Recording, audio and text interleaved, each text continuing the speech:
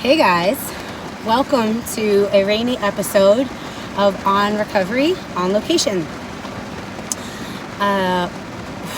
Today I woke up with another migraine. I've been kind of having them consistently. I've never had to use my Furiset to this level where it's kind of like every day, and sometimes I have to just like prepare if I'm going to do something and take some Furiset because I know like I might get a migraine. So I haven't been to the gym. I went recently, but I didn't get to do an on recovery there. I was with my bud, so we're just working out together. So I was able to go to a sports medicine doctor in Penn Medicine, highly recommended. And I went in and explained everything I've already explained to you all, and a little bit more about my history. Sprained neck and things like that. So, and I kind of listed the importance of like what's going on with my hands and my arms. Pardon me, because I really believe that it's stemming from the neck and the head. And my concern is that I'm not where I was, and I want to get to better than where I was. And I explained everything about the insurance, which will be another episode of On Recovery. And he was just like, okay, one thing at a time. And I was like, look, I am a Penn student, and this is what's going on. So I don't care what we need to do. Please let me leave here with all of the scripts I need, and I will figure out how much I need to work to cover it. While I get insurance. And so he checked me out and did all these tests. Now I wanted to try and see if he would let me film in there. But once I got in there and felt his vibe, I was like, maybe the second visit, he might be willing to be on an episode of On Recovery on Location. Everything that I had been telling you all I was working on as far as compiling all of my experiences and documenting them, because I eventually will have, hopefully, kind of a guidebook for workers and anyone who wants. Obviously, it's just, workers are like most athletes or entertainers, where they work through their injuries and they don't feel like they can take care of their injuries, or due to the structural or the infrastructure of our society and our insurance, and how we need to just mask our symptoms in order to work more, so that we can work as much as possible with as little pay as possible in a capitalist society, that we just kind of like don't find that importance in our health. And it's not like on purpose. It's not like we're being careless. It's just that we're kind of taught that there's like Loki's hair flying all around the camera, and I have to point that out. There's just, that's kind of just the way that we're taught. So I want to have something for people that be like, hey, I'm not a doctor, but these are all the experiences I had with something that was a little more severe. It might be more or less severe for you, but here are like some steps that doctors have told me to do that maybe will help you while you're either getting insurance or in between insurance, or your insurance doesn't cover what you need, or it's a whole battle, whatever the case may be, that I can help cognitively, mentally, with like mental health, and physically, especially those that like religiously go to the gym. Ways for you to feel like you're helping yourself and not going, well, okay, I'm just going to do this because like this has to get done and I need to do it and I don't feel good, but I also don't know what to do otherwise. So that's kind of what I'm hoping for. So this doctor did a bunch of like strength tests with me, and I was like, I want you to know I wrestle grown men bigger than you sometimes, and so this is strong maybe, but it's not where I was.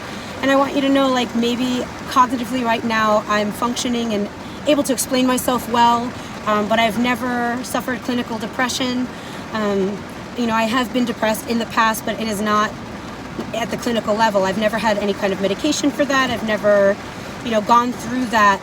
And this is a very significant difference from my handwriting to the way I write in my poetry, to the way I'm thinking, and I'm like, all of this is like super big for me. So I really want that to be known, because he's like, you're doing well on all these tests. Like, yeah, that's great. He's like, concerned about your grip strength, and I was like, yeah, I know, it's a mess right now. So he gave me prescriptions for an EMG,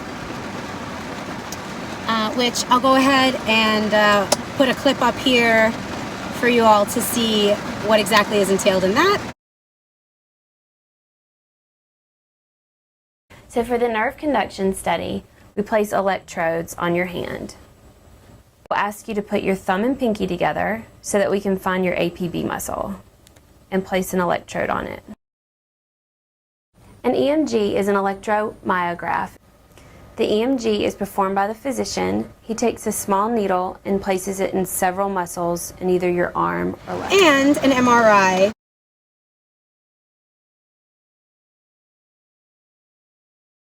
We're gonna check that spine out, and I'm really excited because I wanted one for a long time anyway, just because wear and tear and life, and I want to make sure I get to live till I'm a vieja. So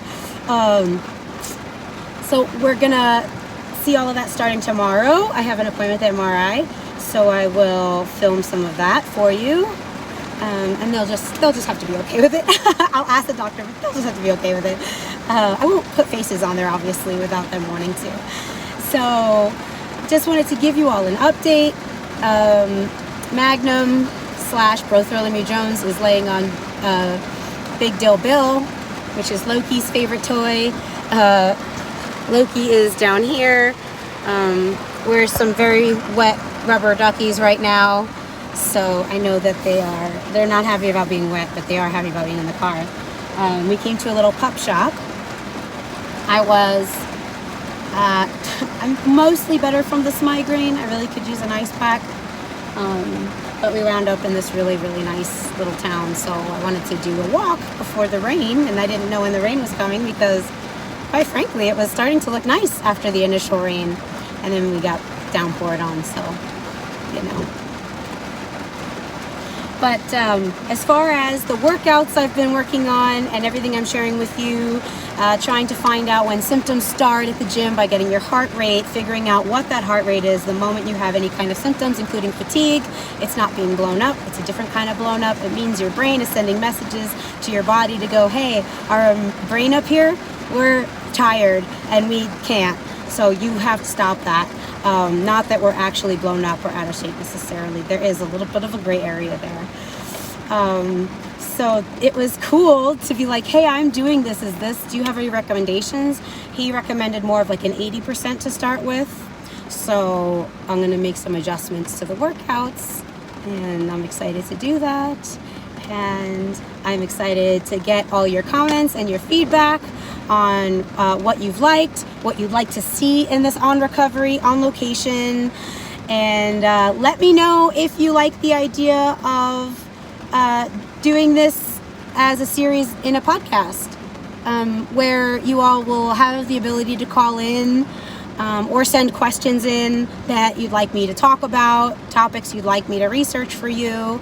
I kind of thought about that the other day as something I can do to connect with all of you, and just throwing feelers out there, so let me know what you think.